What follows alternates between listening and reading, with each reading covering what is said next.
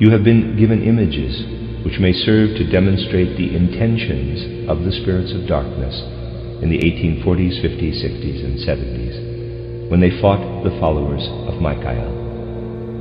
These spirits have been down here among human beings from the autumn of 1879. They have failed to achieve their aims.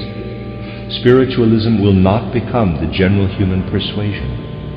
People will not grow so clever from the materialistic point of view that they fall over themselves with their cleverness.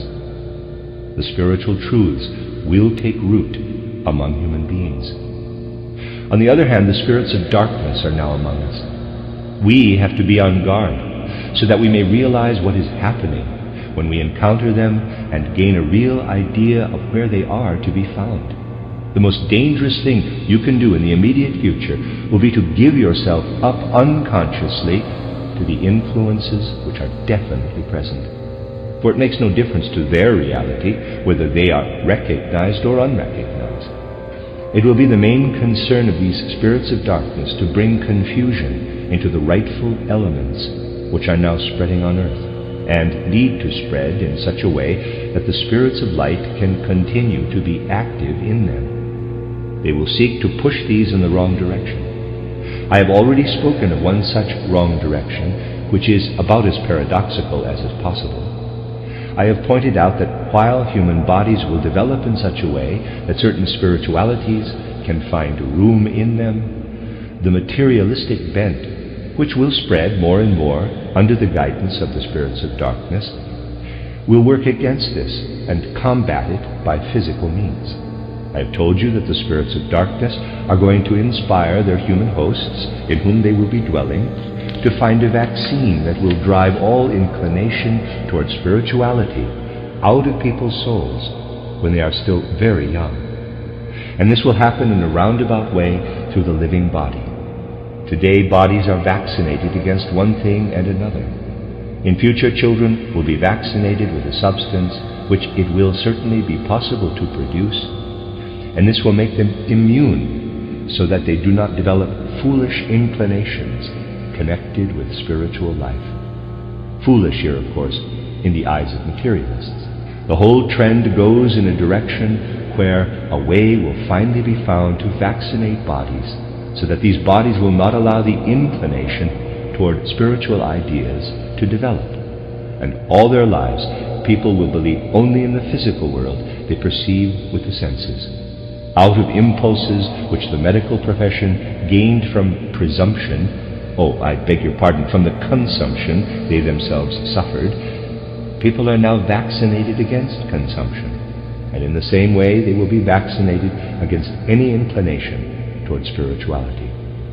This is merely to give you a particularly striking example of many things that will come in the near and more distant future in this field. The aim being to bring confusion into the impulses which want to stream down to earth after the victory of the spirits of light. The first step must be to throw people's views into confusion, turning their concepts and ideas inside out. This is a serious thing and must be watched with care, for it is part of some highly important elements which will be the background to events now in preparation. Anyone who is able to see more deeply into these matters knows them to be preparations. It would be good if many people could realize the extent to which they are under illusions.